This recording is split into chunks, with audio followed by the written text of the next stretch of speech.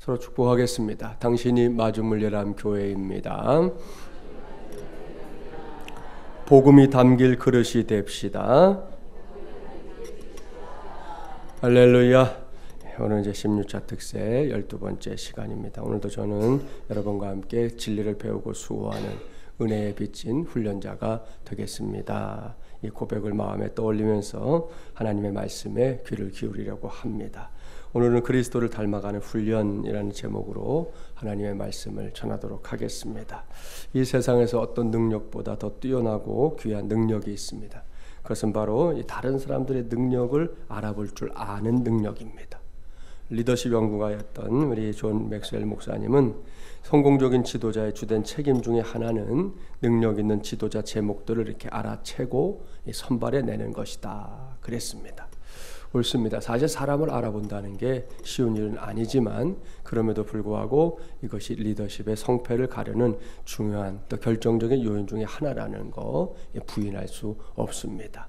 여러분도 함께 누군가 일해보면 잘 손발이 맞는 사람하고 하면 훨씬 더 많은 효과를 내지만 그렇지 못하면 오히려 또 더 마이너스가 되는 일들도 있지 않습니까? 이런 관점에서 보면 예수님이야말로 좋은 인재를 키울 줄 아는 분이었다는 거지요. 오게티라고 할 수 있는 가룟 유다를 제외하고 모든 제자들이 지난 2000년 동안 지속된 이 위대한 복음의 역사를 시작하는 초석들이 되었습니다. 오늘 주신 말씀은 그 제자들의 명단이지요. 본문을 기록한 마가는 12명의 제자들을 자세하게 소개하고 있는데요. 이 말씀을 자세히 살펴보면 처음에는 이렇게 떠중이 같았던 제자들이 위대한 복음의 일꾼들이 될 수 있었던 궁극적인 이유들 알 수 있습니다. 먼저 본문 13절 말씀 함께 봉독해 볼까요? 13절입니다. 또 산에 오르사 자기가 원하는 자들을 부르시니 나온지라. 아멘. 사랑하는 새벽용사 여러분, 예수님께서 사람들을 부르고 있습니다. 그런데 여기서 예수님께서 부른 사람들은 결코 아무나가 아닙니다. 마가는 분명한 전제 조건을 명시하는데요. 그것이 뭡니까? 자기가 예수님께서 원하는 자들을 부르시니 그랬습니다. 잘 보십시오. 예수님께서 직접 자신과 동역할 사람들을 부르고 있습니다. 예수님께서 장차 하나님의 나라를 이 세상 속에서 확장시켜 나갈 일꾼들을 하나하나 원하는 자들을 부르셨다. 그 부르심에 아무에게나 주어진 것이 아니라 기준이 있었다는 거지요. 요즘 세상에서 흔히 말하는 학력, 경력, 스펙 이런 게 아닙니다. 그 기준은 철저하게 예수님께서 원하시는 사람들이었다. 바로 이것입니다. 이러한 선발 기준에 의해 선택된 사람들의 명단 오늘 본문에 있지요. 본문 16절부터 19절 말씀을 한 절씩 교독해 보겠습니다. 16절 제가 먼저 봉독할게요. 이 12를 세우셨으니 시몬에게는 베드로라는 이름을 더하셨고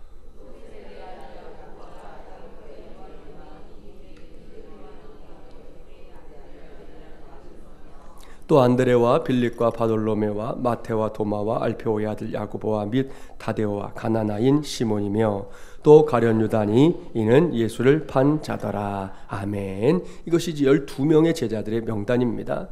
예수님께서 이들을 제자들로 부르신 건데요. 이들 모두가 하나같이 예수님께서 원하는 자들이었다. 필요로 하는 자들이었다. 성경은 이렇게 표현하고 있습니다. 여기서 예수 그리스도의 제자란 어떤 것인지 한번 정의해 보겠습니다. 가장 쉬운 표현은 예수님의 가르침을 배우는 학생 이렇게 말할 수 있을 거예요. 제자란 말이 스승을 전제하는 것이고 제자가 스승에게 공급받는 것이 다름 아닌 이 가르침이기 때문입니다. 그렇다면 이것이 정말로 예수님이 생각했던 제자의 정의냐? 그렇진 않습니다. 예수님이 생각했던 제자의 정의는 신약성경 요한복음 13장 14절 15절 말씀에 잘 기록되어 있어요. 자막에 나오니까 우리 한번 봉독해 볼까요? 내가 주와 또는 선생이 되어 너희 발을 씻었으니 너희도 서로 발을 씻어주는 것이 옳으니라. 내가 너희에게 행한 것 같이 너희도 행하게 하려 하여 본을 보였노라. 아멘. 무슨 말씀인지 아시죠? 예수님께서 제자들의 발을 직접 씻어주신 세족식에 관한 말씀입니다. 사실은 제자들이 스승의 발을 씻어드려야 하는 거 그게 맞지요. 그런데 그날은 좀 이상했다는 거예요. 여러분, 세족식이 있었던 장소가 어디입니까? 마가 요한의 집에 있는 다락방이었습니다. 훗날 이곳에서 어떤 일이 일어났는지 아시죠? 예수님께서 부활 승천하신 후에 그곳에 모여 기도하던 120명의 성도들이 성령 강림을 체험했습니다. 이 말은 우리가 다락방 이렇게 표현은 하지만 우리나라에서 이렇게 흔하게 본, 저도 어려서 살던 집에 다락이 있었는데 뭐 그런 다락방이 아니라는 걸 알 수 있어요. 요즘 같은 시대에도 120명이 들어가는 방, 그게 보통 방입니까? 아니에요.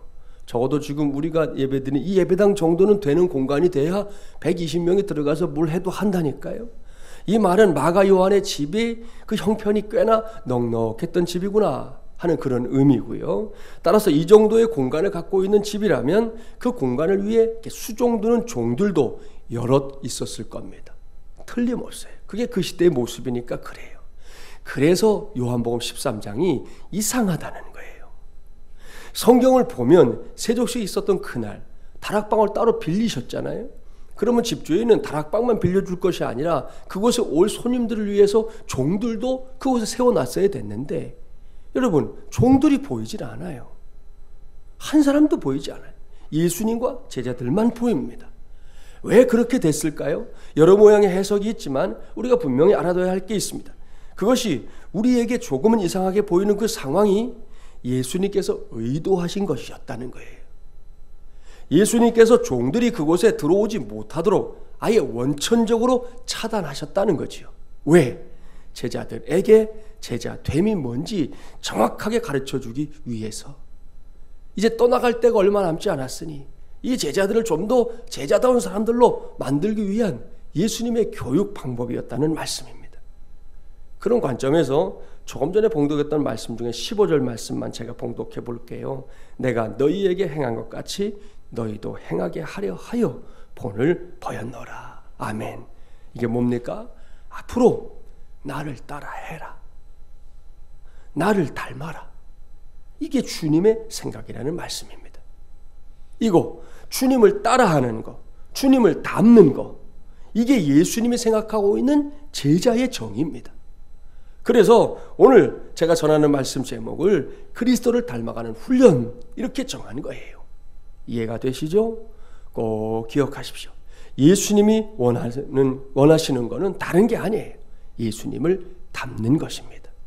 이를 전제하고 우리 모두가 오늘 주신 말씀을 통해서 저도 여러분도 좀 더 예수님을 닮아가는 그런 은혜의 훈련자들 꼭 되기를 주님의 이름으로 축복합니다. 계속해서 말씀을 보세요. 예수님께서 제자들이 자신을 닮을 수 있도록 훈련하기 위해서 허락하신 특권이 쭉 나옵니다. 본문 14절 15절 말씀, 이제 본문으로 가서 함께 봉독해 볼게요. 이에 12를 세우셨으니 이는 자기와 함께 있게 하시고 또 보내사 전도도 하며 귀신을 내쫓는 권능도 가지게 하려 하심이로라. 아멘. 이 말씀 속에 당시에는 제자들에게, 오늘날은 저와 여러분에게 자신을 닮아갈 수 있도록 주님께서 허락하신 남다른 특권들이 들어있습니다. 그것들을 볼까요? 첫 번째 특권, 자기와 함께 있게 하셨다는 것입니다.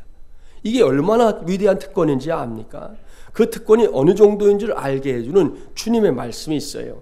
요한복음 15장 15절 말씀인데요. 이 말씀도 자막에 나옵니다. 함께 우리 봉독해 보겠습니다. 이제부터는 너희를 종이라 하지 아니하리니 종은 주인이 하는 것을 알지 못함이라. 너희를 친구라 하였노니 내가 내 아버지께 들은 것을 다 너희에게 알게 하였음이라. 아멘. 할렐루야. 여러분, 이거 놀라운 말씀입니다. 제자들은 이 말씀을 듣고 화들짝 놀랐을 거예요. 틀림없어요. 왜? 유대의 문화적인 정서가 우리나라와 비슷하거든요. 이스라엘에서 스승과 제자는 곧 주인과 종에 비교할 만합니다. 그런데 예수님께서 제자들을 가리켜 친구라고 말씀하고 있어요. 자신이 정성을 다해 모시던 스승이, 저 위에 앉아있는 것처럼 여겨지던 스승이 갑자기 이제부터 너희들 내 친구다, 이렇게 말씀하시는 거예요. 이것이 자기와 함께 있게 하셨다입니다. 그렇습니다. 예수님은 자신이 선택한 제자들을 친구처럼 생각했습니다. 얼마나 영광스러운 일입니까? 친구가 뭔지 아시죠? 우리말 사전을 보면 가깝게 오래 사귄 사람이 친구예요. 그래서 한자어로는 지기라고 쓰잖아요. 알지자의 자기기자입니다. 그러니까 나를 알아주는 사람이 친구예요. 나와 더불어 마음을 같이 하는 사람이 친구예요. 내 마음을 이해해 줄 수 있는 사람이 친구예요. 사람이 살면서 이런 친구를 가진다는 건 분명히 복입니다. 이런 친구를 어려서부터 갖게 될수록, 또한 이런 친구가 주변에 많을수록 그 사람의 행복지수는 올라갈 수밖에 없는 거죠. 그런데 예수님께서 제자들을 친구 이렇게 부르고 있습니다. 지난 3년 동안 제자들이 예수님을 어떻게 생각했든 상관없이 주님은 제자들을 친구처럼 생각했던 것입니다. 그래서 함께 있는 것을 좋아했습니다.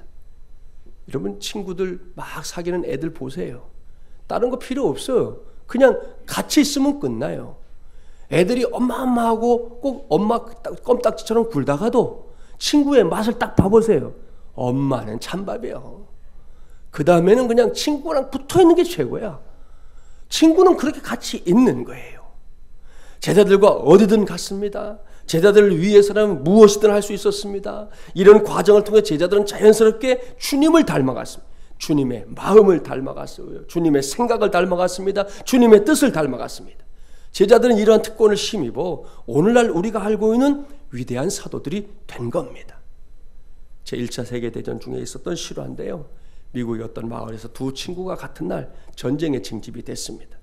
공교롭게도 두 친구가 같은 부대에 배치돼서 같은 전선에서 싸우게 됐는데요. 하루는 수색 정찰을 나갔던 한 친구가 적진에서 고립되어 부상을 입고 피를 흘리며 쓰러졌어요. 아군 참호에서 이 광경을 바라보던 친구는 그냥 보고만 있을 수가 없었습니다. 그가 참호를 빠져나와 친구에게 달려가려고 하니까 주변에 있던 부대원들이 그를 가로막았어요. 분대장도 말했습니다. 가만 안 돼. 이미 때는 늦었어. 가면 너까지 죽어. 그러나 잠시 후 그는 분대장의 눈을 피해 다시 참호를 빠져나와 그 친구가 쓰러진 곳으로 달려갔습니다. 그리고는 쓰러졌던 친구를 들쳐업고 이 적에서 날아오는 이 총알을 피해서 참호로 돌아왔어요. 근데 돌아왔는데 친구는 이미 숨을 거둔 상태였다는 거죠. 분대장이 화를 냈어요. 그거 봐라. 내가 늦었다고 말하지 않았냐. 자네까지 죽을 뻔했잖아. 하고 말했더니 이 사람이 분대장에게 한 말이 있어요. 분대장님, 제가 이 친구에게 다가갔을 때 이 친구는 목숨이 붙어 있었습니다. 그때 제 친구가 제게 뭐라고 했는지 아십니까? 뭐라고 했는데 내 친구는 헐떡이면서 말했습니다. 친구야, 나는 네가 나한테 올 줄 알았어. 그리고는 숨을 거뒀다는 거예요. 사랑하는 여러분, 이게 진짜 친구잖아요. 저도 여러분도 한 번뿐인 인생길 걸어가면서 이런 친구 만날 수 있기를, 그것도 많이 만날 수 있기를 바랍니다. 아니, 우리는 이미 그런 친구 만났습니다. 바로 우리의 주님 예수 그리스도입니다. 예수님은 제자들에게 이런 친구가 되어주셨고요. 또한 우리의 친구가 되어주셨습니다. 생각해 보십시오. 죽을 수밖에 없는 우리를 찾아오셨잖아요. 자신의 목숨 걸고 우리를 죄로부터, 사망으로부터 구원해 주셨잖아요. 그때부터 지금까지, 아니 이 세상이 끝나는 그 순간까지 주님은 반드시 우리 모두의 친구가 되어주시는 분인 줄 믿습니다. 할렐루야. 그 믿음으로 오늘 이 새벽에는 말할 것도 없고 앞으로도 쭉 우리를 친구 삼아주신 예수님을 닮아가는 훈련 기꺼이 받는 저와 여러분이 되기를 주님의 이름으로 축복합니다. 두 번째 특권, 보내사 전도를 하게 하신 것이죠. 전도에 대해서는 이제 특세 네 번째 주간인 다음 주간에 집중적으로 말씀을 전할 예정입니다. 그래서 여기서는 그냥 핵심만 짚고 넘어갈게요. 우리는 전도와 관련된 기도를 하면서 종종 이렇게 기도할 때가 있습니다. 천사도 흠모할 만한 복음의 증인이 되게 하여 주옵소서. 이건 적절한 표현이에요. 사람이 흠모하는 정도가 아니라는 거죠. 천상의 존재인 천사들이 흠모하는 거, 그게 전도입니다. 그렇기 때문에 전도에 관한 우리의 의식이 바뀌어야 돼요. 전도는 결코 의무나 책임감에서 비롯되는 행동이 아닙니다. 전도는 분명히 남다른 특권입니다. 각별한 은혜요, 특별한 혜택이라는 말씀입니다. 따라서 오늘 시간을 통해 전도에 대한 우리의 의식에 좀 전환이 있었으면 좋겠습니다. 이게 안 되면 전도는 우리에게 영원한 부담감, 평생 신앙생활하면서 평생 부담으로 느낄 일이 되고 말 것이기 때문입니다. 얼마 전에 토마스 선교사님 이야기 해드렸잖아요. 토마스 선교사님을 필두로 이 땅에 와서 십자가와 부활의 복음을 전하다가 순교하거나 혹은 세상을 떠난 사람들, 그들은 전도에 관해서만큼은 분명한 의식 전환을 해낸 사람들입니다. 그들의 고백은 이겁니다. 따라서 할까요? 전도는 특권이다. 전도는 특권이다. 할렐루야. 그렇습니다. 그들 모두가 내가 전도할 수 있다는 것, 그것은 각별한 은혜다. 이렇게 깨달았던 거죠. 오늘 주신 말씀을 보십시오. 주님과 함께 살게 된 제자들, 이 특권의 가치를 잘 인식하고 있었습니다. 사도 바울 예외가 아닙니다. 골로새 4장 3절에서 그는 이렇게 부탁합니다. 또한 우리를 위하여 기도하되 하나님이 전도할 문을 우리에게 열어주사 그리스도의 비밀을 말하게 하시기를 구하라. 내가 이 일 때문에 매임을 당하였노라. 골로새서는 옥중서신입니다. 감옥 말입니다. 바울 자신이 뭔가를 잘못해서 갇힌 감옥이 아닙니다. 오늘 말씀에도 나오죠. 내가 이 일 때문에 매임을 당했다. 예수님을 전하는 것 때문에 붙잡혀 들어간 감옥이에요. 그런 사람이 감옥 안에서 갈망하는 소원을 보라는 겁니다. 바울은 감옥에서 풀려나기를 구하지 않았습니다. 억울한 처지가 알려져서 좀 선처되기를 구한 것도 아닙니다. 오직 한 가지, 전도의 문이 열려지기를 구하고 있습니다. 어떻게 이럴 수 있느냐? 답은 한 가지뿐입니다. 전도가 특권이라는 걸 바울은 알았기 때문이에요. 그리고 그 전도가 나를 주님을 닮아가게 하는 훈련이라는 걸 그는 알았기 때문입니다. 이제는 우리 차례입니다. 전도를 남의 몫으로 돌리지 마세요. 제 자신의 몫이고 여러분 한 사람 한 사람의 몫입니다. 여러분 전도하다 보면 주님의 마음을 뭘 알게 됩니까? 한 영혼이 얼마나 소중한지, 한 영혼이 구원받는다는 게 뭔지, 여러분 그거 알게 되는 건 전도하는 과정에서예요. 성경 말씀 속에 한 영혼이 전하보다 귀하다 이 말씀 한 줄 쭉 읽었다고 그게 알아지는 게 아니에요. 누군가에게 복음을 전해보면 알게 된다니까요. 그 영혼을 구원하는 과정이 성공하든 실패하든 알게 된다고요. 이 사람을 구원하는 게 얼마나 주님의 간절한 소원인지 알게 된단 말입니다. 그렇게 해서 우리가 주님을 닮아가게 되는 거예요. 그래서 우리 모두 전도를 특권으로 아는 가운데 우리 예수님을 더 닮아가는 그런 우리 마중물예랑 가족들, 우리 세배용사들 꼭 되기를 주님의 이름으로 축복합니다. 세 번째 특권, 귀신도 내어 쫓을 수 있는 권능을 주시는 것이죠. 이 말씀을 100% 믿을 수 있는 저와 여러분이 되기를 주님의 이름으로 축복합니다. 이번 주일에 우리 신앙생활 속에 신비에 해당되는 일들이 있다 말씀드렸죠? 그렇습니다. 분명한 사실이에요. 그리고 그 신비 가운데 으뜸은 다름 아닌 영적 전쟁의 현장에서 벌어지는 일들입니다. 여기서 널리 알려진 이야기 하나 먼저 할까요?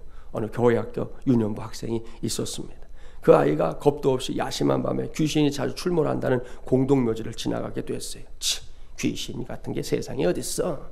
그렇게 의심 반 호기심 반 지나가게 됐는데 아뿔싸 이게 웬일입니까? 진짜 귀신이 눈앞에 나타났어요. 얼굴을 꼬집고 때려보기도 했지만 아프기만 할 뿐 진짜 귀신이 눈앞에 보이는 거죠. 그것도 점점 다가오고 있었어요. 이때 이 아이가 너무 무서운 나머지 그 자리에서 온몸이 굳어버렸고 도망칠 수도 발이 이렇게 붙는 경우 있죠. 그때 머릿속에서 번뜩하고 전도사님 설교가 떠올랐다는 거예요. 친구들 찬양을 크게 부르면 귀신은 도망가요. 그러니까 무서울 땐 찬양 하세요. 알았죠? 그러나 이 아이 너무 겁에 질리니까 마땅히 부를 찬양도 떠오르지 않았어요.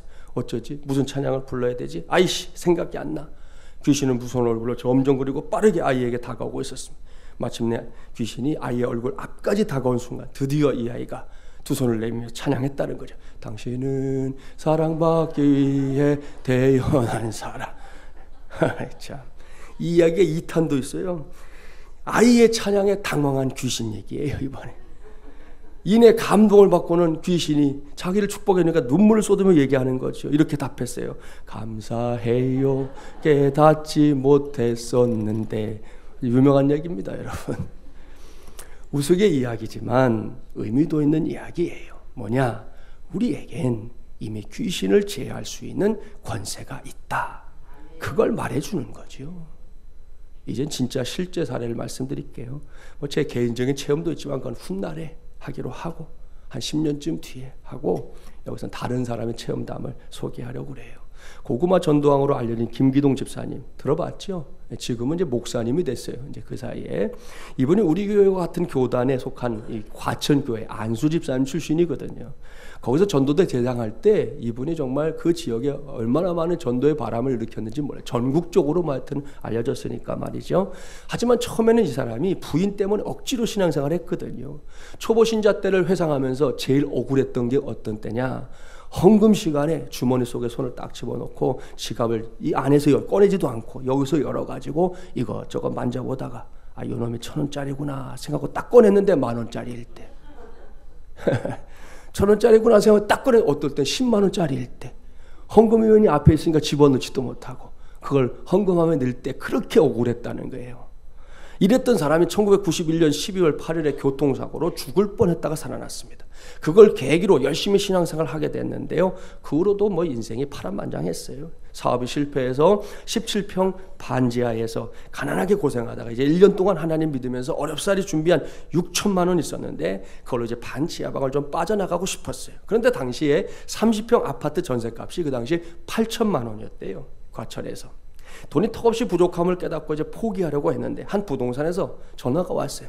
흉가가 하나 있다. 그 동네마다 꼭 있어요.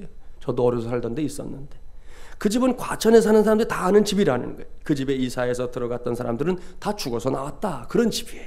그때 집사님은 바로 이 집이다 확신했다는 거죠. 서둘러 계약을 하려고 하니까 부동산 주인이 오히려 걱정하더라는 거예요. 다시 한번 생각해 보는 게 어떠실지요. 그때 집사님이 얘기했어요. 아저씨, 우린 예수님 믿어서 괜찮습니다. 말했습니다.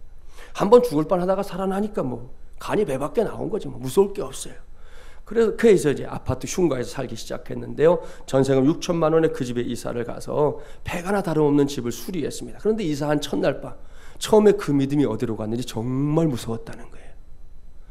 집사님이 잠을 못 이루다가 자고 있는 아내를 깨워가지고 두 손을 마주잡고 열심히 같이 기도했대요. 한참 기도하는데 집사님 귀에 그만해 이런 소리가 들리더라는 거예요. 집사님이 아이고 드디어 귀신이 나타났구나 생각하고는 살짝 눈을 떠보니까 집사님이 아내의 손을 너무 꽉 붙잡고 기도를 해가지고 아내가 그만해 그런 거예요. 참네 정말. 아무튼 그 정도로 기도해야 될 만큼 간절했다는 거죠.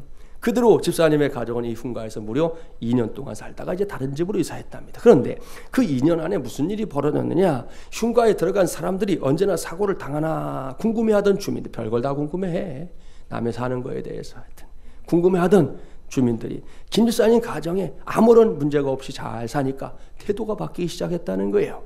처음에는 젊은 사람들이 참 안 됐네 이랬다는 거예요.